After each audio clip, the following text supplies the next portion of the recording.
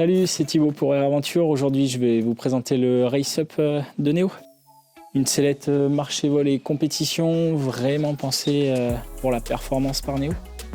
Allez, c'est parti.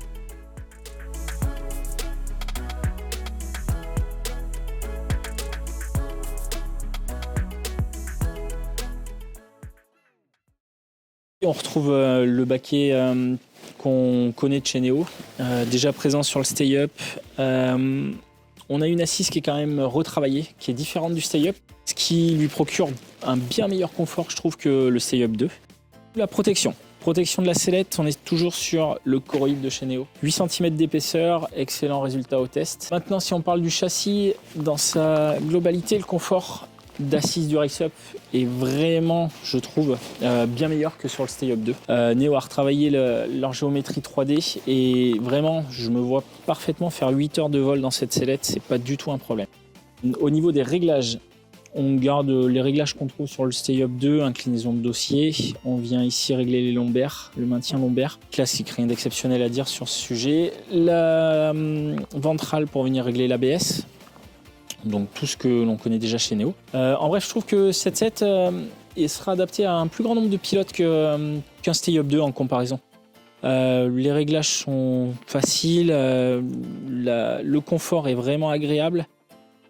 Pour fermer la sellette, c'est vraiment très très simple. On connaît déjà la fermeture traditionnelle utilisée par Neo, les boucles G-Hook là qu'on vient enfiler l'une dans l'autre avec le code couleur bleu et rouge.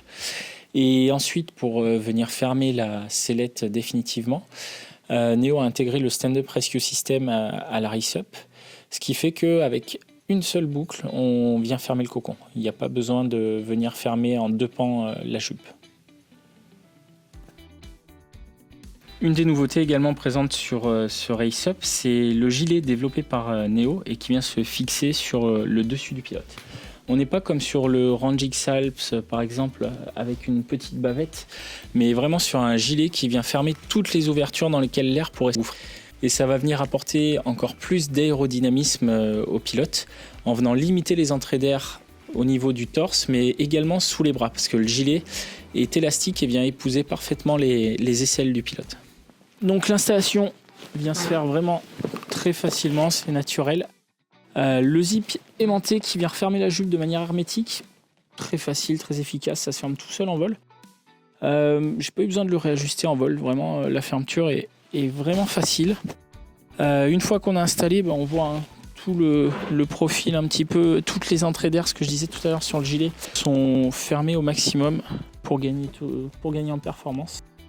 Au niveau de l'accélérateur, un 3 barreaux qui est livré avec, normal. Et puis les poulies auto-ratchet 30 mm qui sont vraiment très agréables pour accélérer. Ça rend vraiment l'accélération très facile comparé à des sellettes qui utiliseraient des poulies, on va dire, un peu plus petites. Du coup, on force pas beaucoup, même avec une seule jambe, c'est très facile. Et c'est très facile de le maintenir dans le temps surtout. Ce qui rend le vol accéléré pas du tout fatigant, quoi.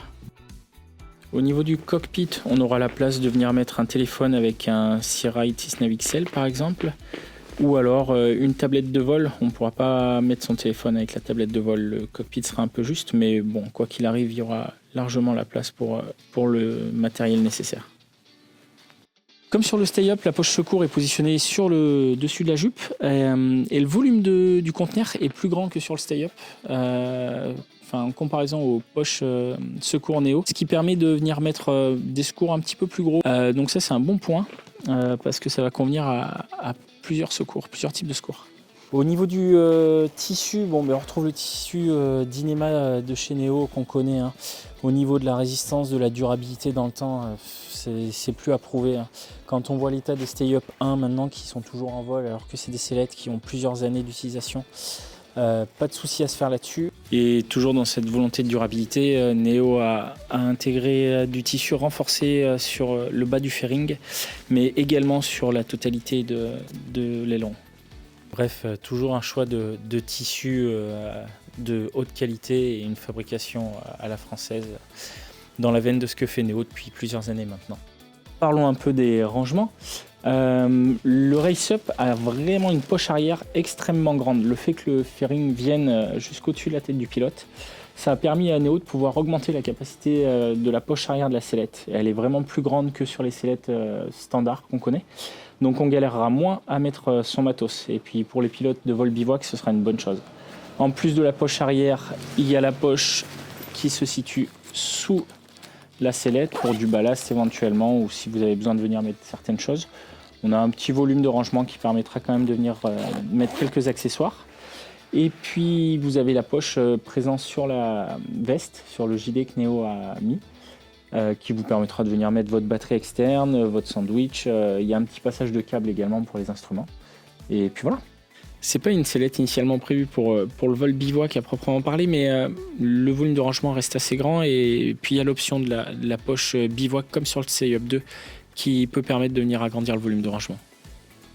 Concernant le comportement en vol de la sellette maintenant, alors tout d'abord en termes de confort, le Neo Race Up est vraiment très confortable. C'est clairement une sellette faite pour voler longtemps et bien assis.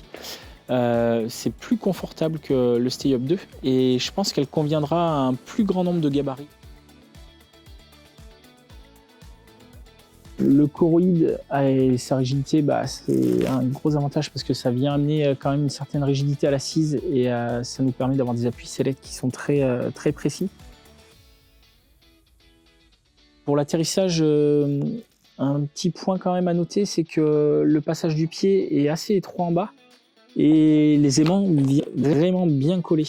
Ce qui fait que la première fois, il ne faut pas se faire surprendre, il faut prendre le coup de main pour pouvoir sortir du cocon facilement parce que c'est peut-être un petit peu moins fluide que sur une sellette classique sans fermeture aimantée.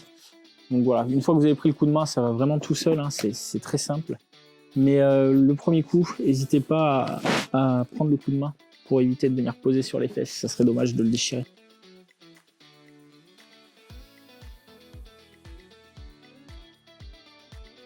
Ce qui va venir vraiment différencier le Race Up des sellettes cocon traditionnelles, c'est le fait que Neo a cherché à tirer le plus de performance possible de sa sellette sans pour autant passer sur une sellette pressurisée.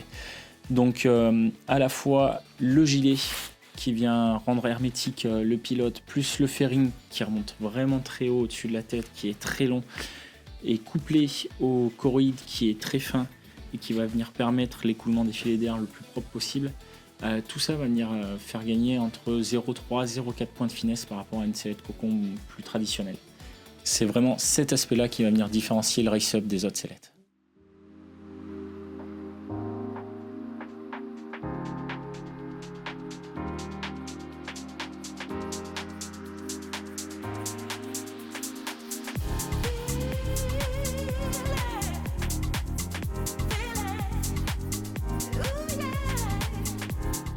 Une excellente sellette destinée aux pilotes de marche et vol ou de vol bivouac qui ont besoin de performance. Et franchement, un très très beau produit de la part de Neo une fois de plus.